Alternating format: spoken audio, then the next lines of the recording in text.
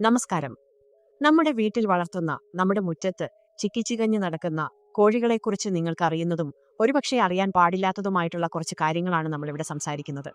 കോഴി എന്ന് കേൾക്കുമ്പോൾ നമ്മുടെ മനസ്സിലേക്ക് ഓടിവരുന്നത് എന്താണ്? രാവിലെ നമ്മളെ കൊക്കരയ്ക്കോ എന്ന് കൂവി വിളിച്ചെഴുന്നേൽപ്പിക്കുന്ന, മുറ്റത്ത് കുറച്ച് അരിമണി കൊത്തിയാൽ ഒതുങ്ങുന്ന ഒരു സാധാരണ പക്ഷിയല്ലേ?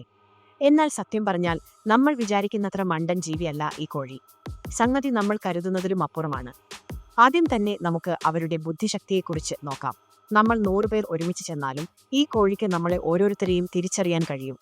അതെ, 100-ലധികം മുഖങ്ങൾ ഓർമ്മിക്കാൻ കഴിവുള്ളവരാണിവർ. ഇത് മനുഷ്യരുടെ മാത്രമല്ല, മറ്റു കോഴികളുടെ മുഖങ്ങളും ഇവർ ഓർത്തുവെക്കും. അതുകൊണ്ട് കോഴിയെ ഓടിക്കാൻ പോകുമ്പോൾ ഒന്ന് സൂക്ഷിച്ചോ, അവർ അത് ഓർത്തുവെക്കും. തീർന്നില്ല, നമ്മളെപ്പോലെ അവരും സ്വപ്നം കാണാറുണ്ട്. ശാസ്ത്രീയമായി പറഞ്ഞാൽ REM സ്ലീപ്പൊക്കെ ഇവർക്കുണ്ട്. ഇനി രാത്രി കോഴി ഉറക്കത്തിൽ ചിരിക്കുന്നത് കണ്ടാൽ അത്ഭുതപ്പെടേണ്ട.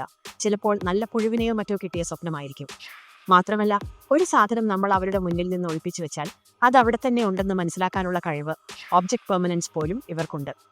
ഇനി ഇവരുടെ സോഷ്യൽ ലൈഫ് എടുത്താലോ, അത് നമ്മളെക്കാൾ സങ്കീർണമാണ്.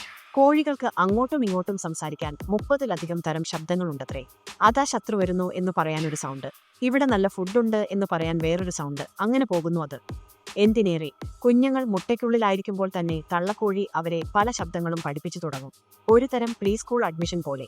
അവർക്ക് പരസ്പരം വികാരങ്ങൾ മനസ്സിലാക്കാനും സഹാനുഭൂതി കാണിക്കാനും കഴിയും. കൂട്ടത്തിൽ ഒന്നിന് സങ്കടം വന്നാൽ അത് മറ്റുള്ളവർക്കും ഫീൽ ചെയ്യും. ഇനി ഞാൻ പറയാൻ പോകുന്നത് കേട്ട് ഞെട്ടരുത്. നമ്മൾ ഈ കറിവെച്ച് കഴിക്കുന്ന കോഴിയില്ലേ, പണ്ട് ഈ ലോകം വെറുപ്പിച്ചിരുന്ന ഭീകരൻ ദിനോസറായ ടീറെക്സിന്റെ ഏറ്റവും അടുത്ത ബന്ധുവാണ്. അതെ, നിങ്ങൾ കേട്ടത് ശരിയാണ്. നിങ്ങളുടെ മുറ്റത്ത് നടക്കുന്നത് ഒരു മിനിയേച്ചർ ദിനോസറാണ്. അവരുടെ കാഴ്ചശക്തിയും അപാരമാണ്. നമ്മൾ കാണുന്നതിനേക്കാൾ കൂടുതൽ നിറങ്ങൾ, എന്തിന് അൾട്രാവയലറ്റ് ലൈറ്റ് വരെ അവർക്ക് കാണാൻ കഴിയും. പല്ലില്ലാത്തതുകൊണ്ട് ഇത്തിരി മണ്ണും ചെറിയ കല്ലുകളും ഗ്രിറ്റൊക്കെ കൊത്തിത്തിന്നാണ് ഇവർ ആഹാരം ദഹിപ്പിക്കുന്നത്. പിന്നെ ഇവരുടെ കുളി കണ്ടിട്ടുണ്ടോ? വെള്ളത്തിലല്ല, നല്ല ഒന്നാന്തരം പൊടിയിലാണ്. Dust bathing. ശരീരത്തിലെ അഴുക്കും എണ്ണമയവും കളയാനുള്ള ഒരു സൂപ്പർ ക്ലീനിങ് ടെക്നിക്കാണിത്. അപ്പോൾ ഇത്രയൊക്കെ കേട്ടിട്ടും കോഴിയെ ഒരു നിസ്സാര ജീവിയായി കാണാൻ പറ്റുമോ? ബുദ്ധിയുണ്ട്, ഓർമ്മശക്തിയുണ്ട്, സ്നേഹമുണ്ട്, സഹാനുഭൂതിയുണ്ട്. പോരാത്തതിന് ദിനോസറിന്റെ കുടുംബക്കാരനുമാണ്. അതുകൊണ്ട് അടുത്ത തവണ ആരെങ്കിലും നിങ്ങളെ തമാശയ്ക്ക് കോഴി എന്ന് വിളിച്ചാൽ അതൊരു കുറവായി കാണേണ്ട. ധൈര്യമായി പറയാം, അതെ, ഞാൻ ടീറെക്സിന്റെ ബുദ്ധിമാനായ ബന്ധുവാണ്. നന്ദി.